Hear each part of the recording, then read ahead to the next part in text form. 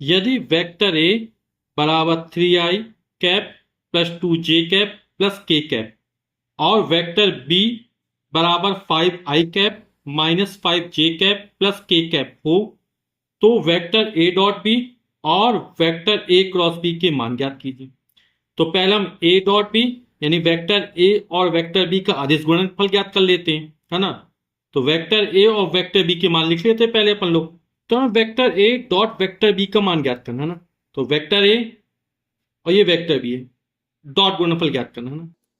आई cap क्या कहलाता है? एक्स अक्ष के अंदिश एकांक वेक्टर होता है। जे कैप क्या है? वाई अक्ष के अंदिश एकांक वेक्टर है। और के कैप क्या है? जेड अक्ष के अंदिश एकांक वेक्टर है। ठीक है। तो आप लोग जानते हैं आई डॉट आई का मान एक होता है, जे डॉट जे का मान एक होता है, के डॉट के का मान एक होता है। बाकी I dot J, I dot के, या जे डॉट के, या जे डॉट आई, बाकी के मान क्या? जीरो होते हैं। ठीक है। तो जैसे 3i डॉट का पहले इससे डॉट गुणन करेंगे, फिर इससे करेंगे, फिर इससे करेंगे, है ना। लेकिन i डॉट आई का मान एक होता है, बाकी सबके साथ मान क्या होगा? जीरो निकलेगा। तो हम सीधे i डॉट आई निकाल लेते हैं, j डॉट जे निकाल लेते हैं, k डॉट के निकाल लेते हैं। क्यों? क्योंकि i डॉट आई बराबर j डॉट जे बराबर k डॉट के बराबर एक। ठीक। तो 3 का 5वां, 3 5 15, है ना। 3 × 5 कर लेते हैं, आई डॉट आई का मान एक हो जाएगा, प्लस और ये माइनस, प्लस माइनस का माइनस हो जाएगा, ये 2 × 5 हो जाएगा। ठीक। प्लस के प्लस का के में कितने गुणा हो रहा? कुछ नहीं दिया तो एक का गुणा हो रहा, है ना।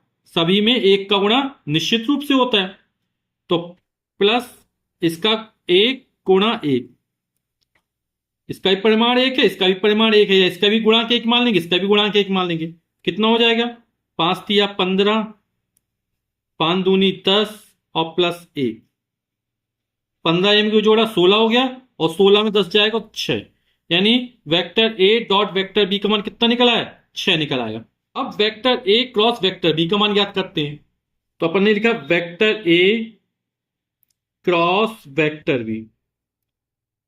अब यहां पे एक मैट्रिक्स बना लेते हैं। हमने लिखा आई जे के। ठीक।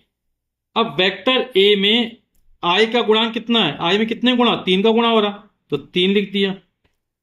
जे का 2 हो जाएगा, और के का 1 हो जाएगा। आई जे के गुणांक लिख दिए। इस तरह वेक्टर बी के लिख देते नीचे। पहले हमने वेक्टर ए के लिख दिए, अब वेक्टर बी के लिखते हैं। इसमें आई का गुणांक 5 है, इसमें जे का गुणांक -5 है, और इसमें के का गुणांक 1 हो जाएगा। ठीक। अब क्या से हल करेंगे? पहले हम लिखा आई कैप,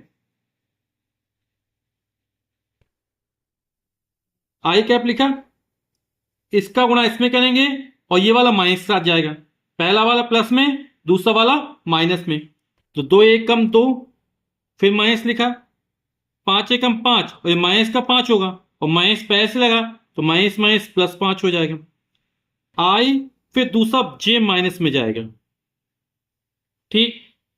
अब क्या करें? जे वाले को बंद कर लिया हमने, 3 का गुणा 1 में करेंगे, और दूसरा वाला माइनस के साथ जाएगा, तो 3 एकम 3, फिर माइनस, जे वाले को बंद कर दिया, 5 एकम 5,